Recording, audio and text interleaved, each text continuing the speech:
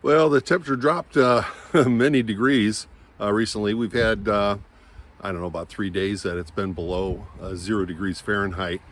And I've got my Ryobi parked in the other garage. So I'm going to show you what I did to try and monitor the temperature and give you a little bit of an update on it. So this video is about the cold weather storage of my Ryobi zero turn with lithium batteries. And there's kind of warnings about it. I'm living lower Michigan, like halfway between Lansing and Detroit. So it's not really considered a cold zone here in Michigan. If you want to get cold, man, go up to the UP if you want to get cold.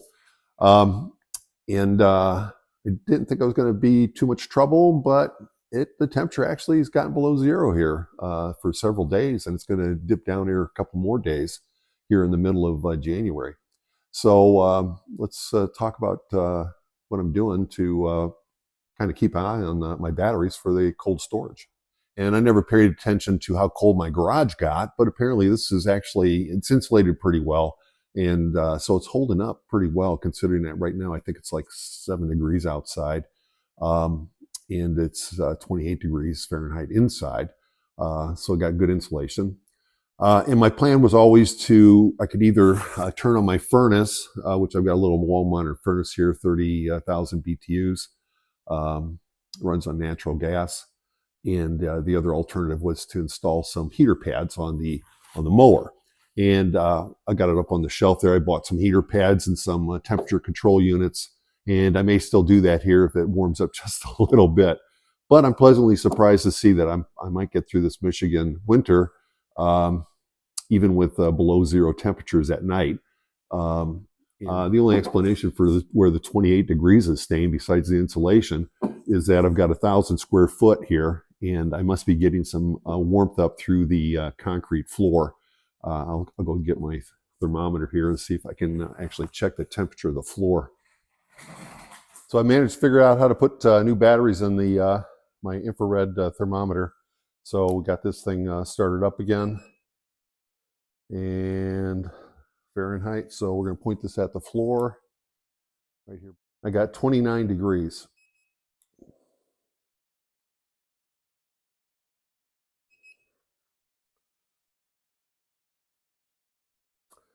But putting it at the Ryobi, we get 24. Top of the battery, 24.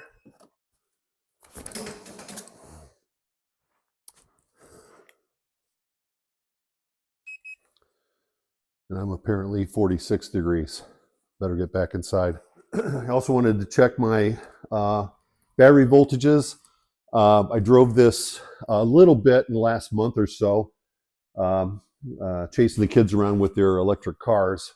And so I'll turn that over to auxiliary, 12.9, 13.5, 13.3. So the battery voltage is holding up pretty good.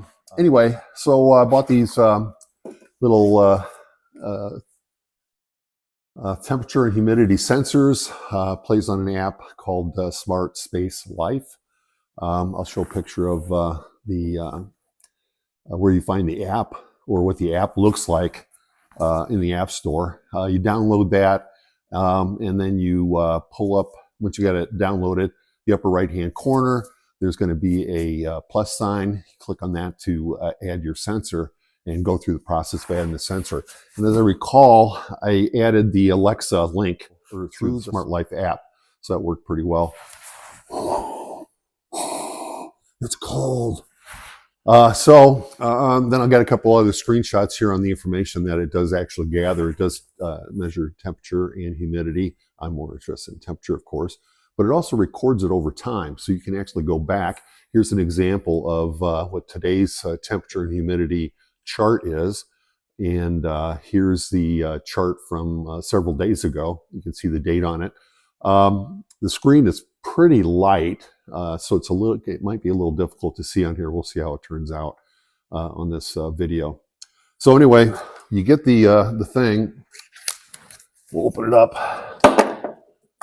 It's got a two-sided sticky tape thing. It's got a set of instructions that are impossible to read. it's so small and so light. Even trying to use the camera to zoom in on it, it's like impossible. But fortunately, you can read enough of it to get through the instruction process. One of the confusing things here is that it doesn't tell you how this thing opens up. It has it says top with a down arrow, which kind of is counterintuitive. So you would think that it would be an up arrow, like this way's top. But the arrow is actually for how to open up to get to the batteries. You push it in the direction of the arrow, and this back cover will come off. And you can put 2 batteries in here, AAAs. Get in there. And the cover only goes on one way.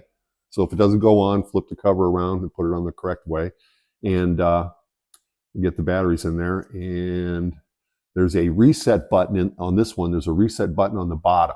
And you have to press and hold that. So you'll need a like a paper clip, or I use a prick probe thing to stick in there. It doesn't have to go very deep. You hold that until the light starts flashing, and then you can go through the process of adding it to your Smart Life app. And so far it's been working pretty good. It also monitors, if you look here real close, you'll see that it's monitoring the battery life. When I first put it in, the battery life was like 97%. And right now, I think it's like at 85%. So if that's linear, then it's going to be out of batteries in about 6 or 7 weeks. And the Ryobi's parked towards the front of the garage, away from the walls. And today it's at 30.7 degrees. The sensor on the wall back by the access door is at 27 degrees Fahrenheit. So what I did was, well, first of all, we got to see if I can turn my tire sensor on. Had to air up the tires a little bit. Whoop, turns right on. Had to put some air in the tires because the warning got down below 16, and the tire alarm started going off every time I brushed up against this thing. But anyway,